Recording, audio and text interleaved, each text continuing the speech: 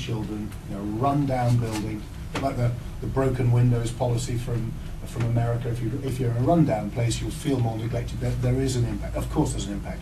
But the evidence from around the world, from PwC, who are the official auditors of the Building Schools for the Future programme, have looked at that literature and gathered it. Their first report, I think in 2007, it's an excellent report, I should say, by Policy Exchange. So I was hoping I'd speak before Anna, because I knew I'd agree with nearly everything she said. But if you look back, that's not a bad thing. PwC said initially that there didn't seem to be a lot of evidence that investment in buildings would make a great deal of difference to transforming people's education. That was 2007. 2008 they came back and they said, well, actually we have now reviewed the literature from around the world, and we've analysed, although it's an early snapshot on BSF, we've now looked at this, and we can say nearly definitively that there is a positive link between investment in capital buildings and educational attainment. Great news for ministers. There is definitely a link, they thought, and it is tiny. So we are devoting, and picking up on, I wouldn't want to read too much into what previous speakers have said, we are devoting a quarter of all our spending on education to a buildings programme for which there is ample evidence from all around the world that it makes precious little difference to the outcomes.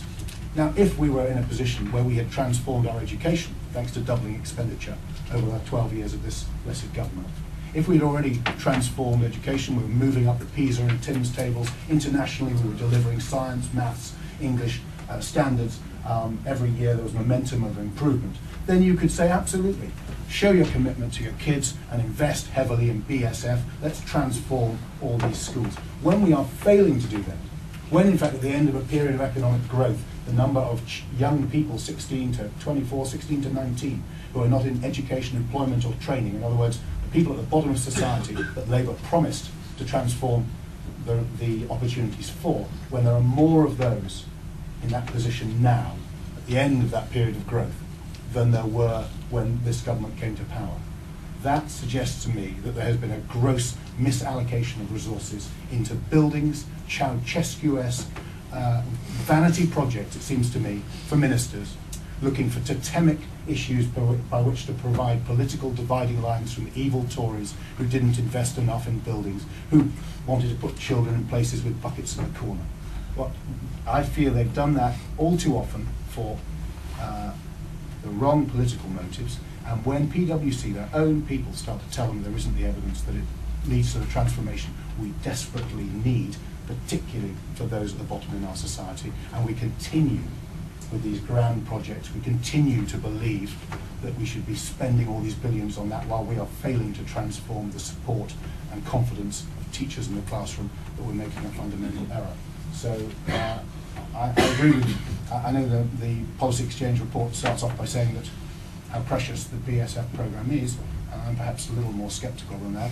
But I went today. Ty is here from the British Council for School Environment, and he is putting together a programme called the Big School Makeover. And we were there at a school, Plymouth Grove Primary School, obviously not a secondary, primary school in Manchester today. And when you hear ministers telling us about how they transformed education and the buildings for people to come to the flaky, decrepit Victorian building we were in today, which isn't going to see a major transformation, and see the difference that small-scale, community-based work to improve that school can make. They only went in on Monday, but I thought that was really inspiring. Ty is inspiring, he's an enthusiast.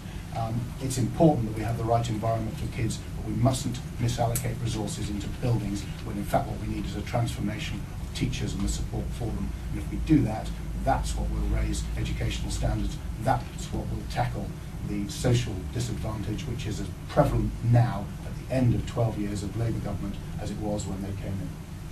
Very good. So it's all about teacher from Mr. Stewart. Questions? I'll take them in twos if it was good enough for Noah, it's good enough for me. One here and one over there. So if you'd like to go, sorry, lady here, if you'd like to go first. Jo Cameron for the National Deaf Children's Society. I was very interested in what we were talking about in terms of educational attainment. We do actually have evidence that reading and spelling skills improve in good acoustic environments in schools.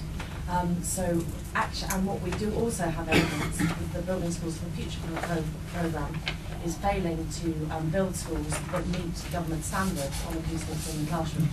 So actually what we risk doing with the Building Schools for the Future programme is building a set of schools that are not fit for purpose and are not fit for teaching hearing children, but deaf children in particular. So one of the things that we're calling for is a mandatory test on all schools so that they're not able to be signed off, all new schools, so they're not able to be signed off for use. But I would be interested in the panel's views on whether they also share my concerns about the acoustic quality of schools, but also whether they see the benefits that such a rebuilding programme does offer in terms of narrowing the gaps between the more vulnerable children, so children with hearing specifically listening requirements, but also children with English as a second language. Excellent. Okay, I forgot to mention if you could keep them as short as pithy as possible as well. Gentleman over here, if you'd like to ask a question. Do Labour have failed on promising small classroom sizes, and also the fact that the academies and the Building Schools Future, especially the inquiries which I'm in the Thames side, a lot of what's going on there is the merging secondary schools together to create much more larger schools, and much more larger schools have been found to have an increase in bullying and also lower educational standards as well as teachers are stretched. Should we be aiming for smaller schools and more localised schools rather than schools which are stretched over vast areas? Because there's also disadvantages for children also travelling to schools by bus, whereas they could easily walk to school. Excellent. Okay. So Bruce, if I could ask you to answer one of those first. Well, there's no excuse for money being spent if the needs of children with special educational needs are not met. It shouldn't happen, and where it does happen, it needs to be exposed and put right at the cost of the people who are responsible for it. It's why we in EACT have a full-time architect who goes over all of the plans and tests things like that before they're signed off. I think the morale point is one that I made before. Whether it's children with special educational needs or whether it's children from disadvantaged parts of society, if you give them an environment that makes them feel valued, then they will do better than if you give them an environment that doesn't make them feel better. And I remember a young girl saying to the Prime Minister when he opened Capital City Academy, which is a beautiful building in Brent, and she said, I didn't think that they gave buildings like this to people like us. And if you feel valued like that, you are going to work harder at school and do better. Excellent. And perhaps, Graham, if you could answer the Labour and small class sizes. Well, I'd just like to touch on acoustics, if I may, because I was chairman of governors of a school. I came in and it had an open plan classroom with 2 classrooms in it.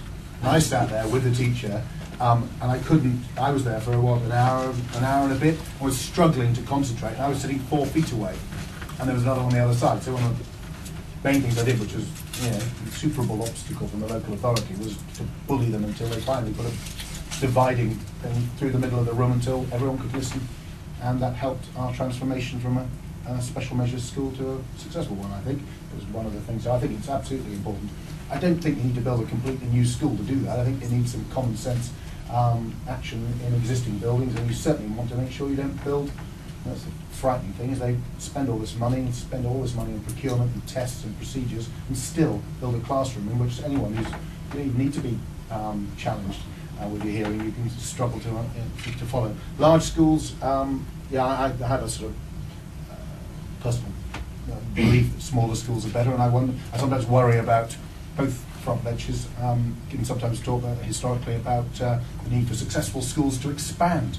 And I look at the 2 successful comprehensives in Beverley. There's an all-girls school and an all-boys school, and both the heads would be enormously personally better off if they allowed their schools to expand, which they're pushed to do because they've got high standards. And I go, well, the reason I have high standards is because of the size of the school, and I'm able to run it in a way, and I'm working flat out. So no, I'm not available to go and run some other institution because I'm working flat out here, which is why we're doing